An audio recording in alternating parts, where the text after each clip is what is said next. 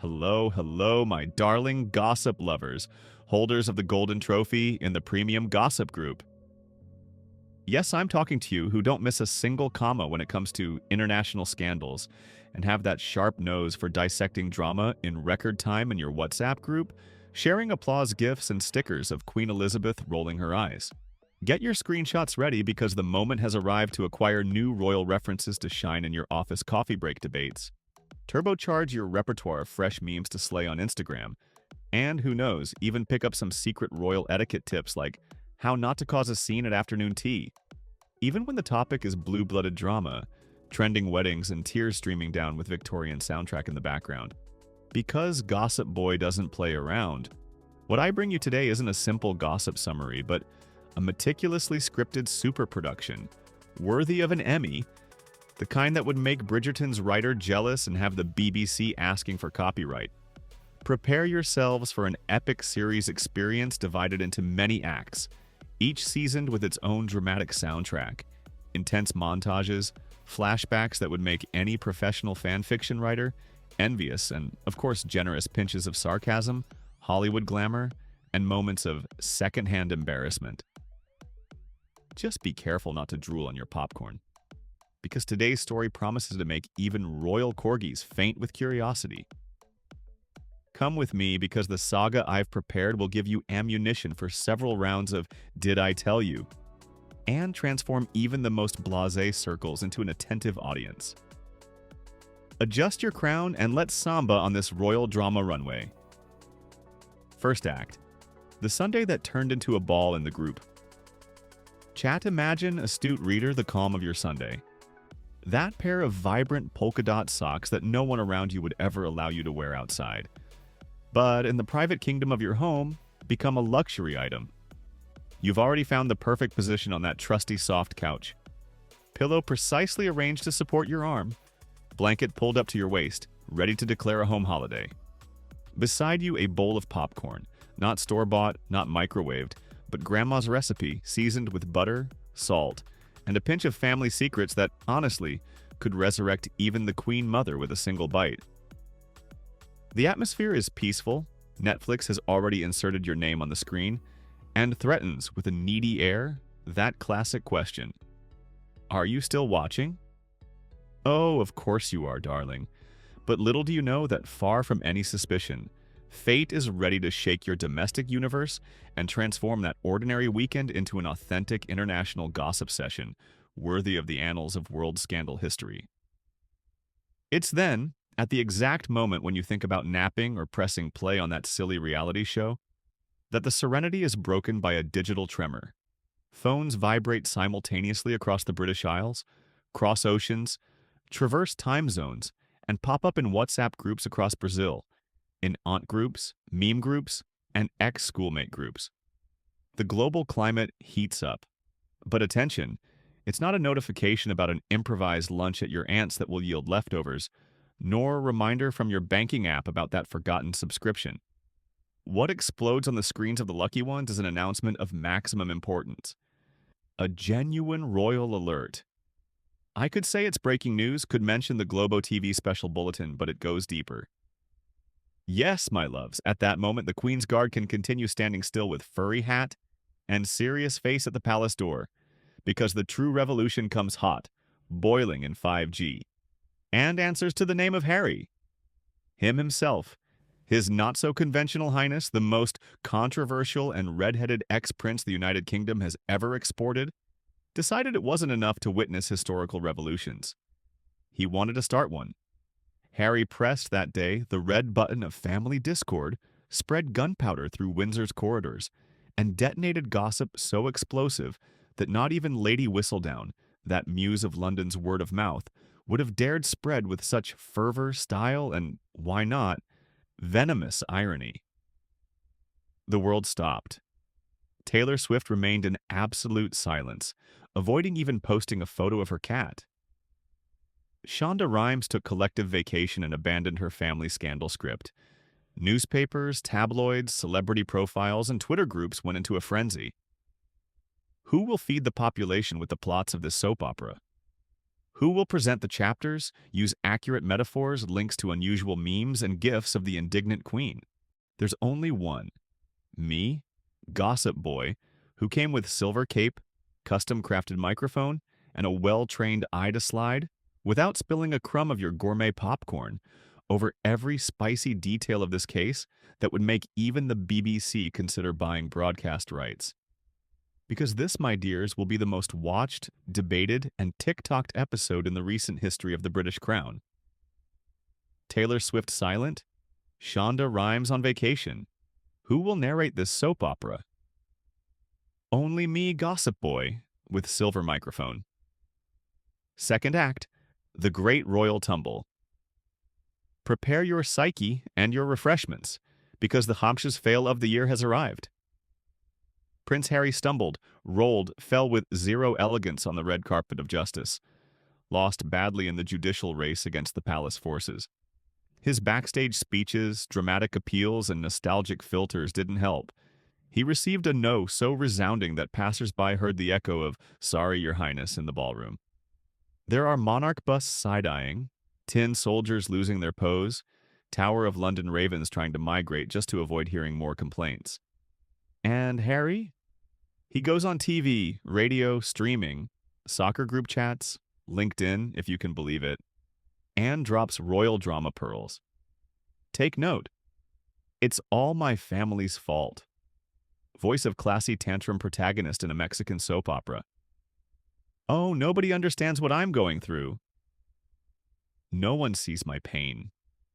With close-up sad soundtrack and little piano. The cherry on top. According to Harry, what hurt wasn't just losing the case.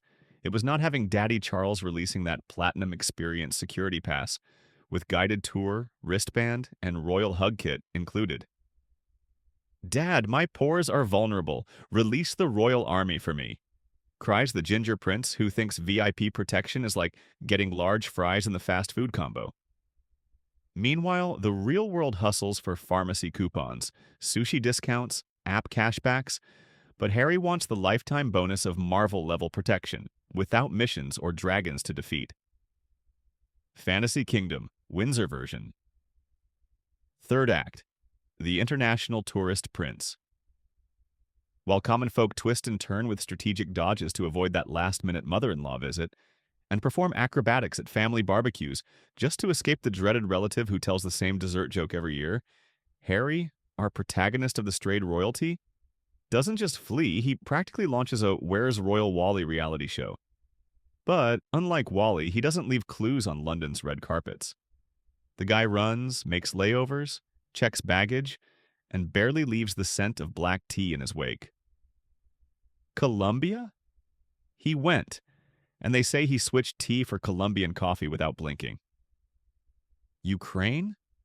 Also went, passed through quickly, took a selfie in Kyiv's metro, posed half disguised as a backpacker to not draw attention from subjects and reporters, although, let's admit, it's hard to go unnoticed with that Windsor Redhead phenotype. Costa Rica? I wouldn't doubt it, in fact. I bet a Pacific breeze reached him. Rumors already run loose in the sharpest Reddit alleys that Harry might have appeared in a poncho at Machu Picchu, all to throw off a gossipy lord playing Sherlock Holmes, who was on the trail of the perfect Roots selfie. Our ex-prince's mission is as clear as the British sky on a rare day without rain, but to keep himself as far as possible from corridors full of echoes from the past, from halls inhabited by ancestors and framed portraits, from red carpets always ready for another scandal, from queens always with a sharp response on the tip of their tongue, from the most pampered corgis on the planet, and mainly from Buckingham Palace hashtags that yield endless Twitter threads. Each new international destination, in fact, is one more chapter in this saga of attempting monarchical detachment, an almost Olympic effort to reinvent his own narrative away from what his surname obligated, even if once in a while he falls into the temptation of posting a TBT with pixelated crown on Instagram. Now, to explain this escape script to his heirs, Archie and Lilibet, better known as the future dynamic duo of Castle Yenicure TBTs, Harry already has a melodramatic speech previously rehearsed and full of British accent. My dears, one day, who knows, Daddy will take you to the United Kingdom to smell the wet grass of the royal gardens. But only if there's no grandfather's funeral, judge and judicial hearing, or suspicious invitation for a charity event checking the VIP list. I promise only when I achieve the golden dream of maximum security like Fort Knox, okay? Archie, of course, already dreaming he'll receive the Hogwarts letter to study magic among dragons, and Lilibet sighing imagining the castle halls, while their father does a live stream with a beige background instead of Flemish tapestry, complaining on his story that the Airbnb door number wasn't royal enough. Drama? Here the Windsor genetics doesn't fail. Melodrama is transmitted from generation to generation, with tear emoji and all. And while the alternative dukes and duchesses live this international escape script, we, simple mortals, here on the outside, face hardcore reality. It's us who, between one sweat and another, fruit of heat and bills, try to put together that heroic collection to guarantee a hard-earned holiday in Ubatuba, hoping not to miss the last snack on the bus, battling for space in the suitcase, and competing for shade in any kiosk. Moral of the story?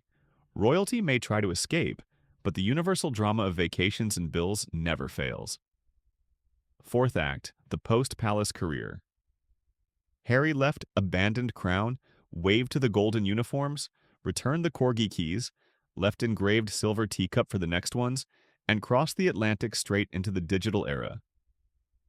California mansion, selfie looking at the horizon, cowboy look, and golden hour filter in the stories. Reflective long post on Instagram, always with motivational anecdote, palm tree background, and I miss my heritage, to gather likes, smiles, and possibly advertising contracts. Transformed into the dream influencer, talks about self-care, mental health, and the trauma of not being able to have tea with grandma without maximum security. But it doesn't stop there. Every time Meghan receives negative energy, aka side-eye at a gala event, Harry plays dumb for the social project, cancels presents, silences group, sends apology email. Royal activism became invisible action, but the TBTS never lack photos at the palace gates. Thoughtful pose, sensitive caption, likes from ex-monarchy fans. Fifth act, the bunker, the book, and the web split. If there existed on Airbnb an option called Royal Anti-Gossip Refuge, it would be like the Met Gala list. Years in line, CIA-level curation, and one-way passage for those who really have pedigree. Imagine the hype. High-tech bunker in Montana's icy mountains, biometric password at the gate, QR code blocker, WhatsApp and Messenger anti-espionage. Butlers sent by NASA trained to never release a single piece of gossip. Playlist only with John Mayer instrumentals.